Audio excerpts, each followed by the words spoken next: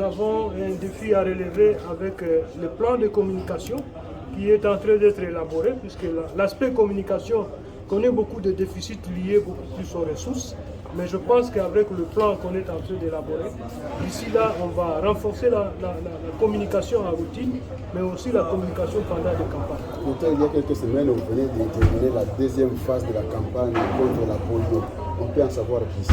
La campagne contre la polio au Nord Kivu, ça s'est très bien déroulé sur les 34 zones de santé de la province.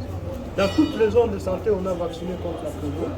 On prévoyait vacciner 2 millions d'enfants. On est déjà au-delà même. On a vacciné plus de 2 150 000 enfants dans la province du Nord Kivu, ce qui est une très bonne chose. Bien sûr, on ne maîtrise pas suffisamment les dénominateurs. On a quelques endroits où on n'a pas atteint tous les enfants.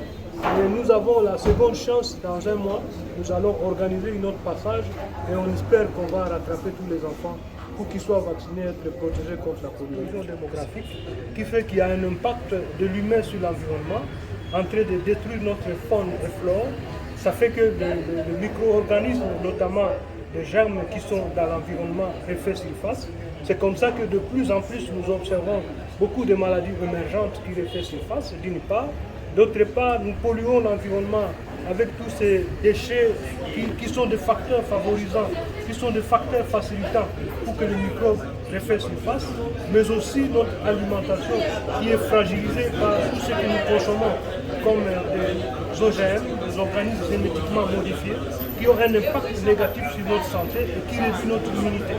D'autre part, ça explique combien de fois nous sommes devenus fragiles et comme l'environnement est aussi agressé, nous devenons aussi fragiles face à des microbes qui nous agressent aussi.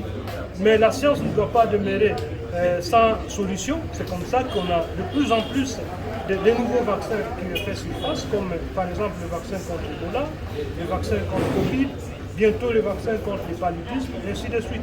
Donc la science ne croise pas les doigts ou les bras, c'est-à-dire chaque fois qu'il y a un problème, on doit trouver la solution en inventant des vaccins et en inventant des produits pour protéger la population.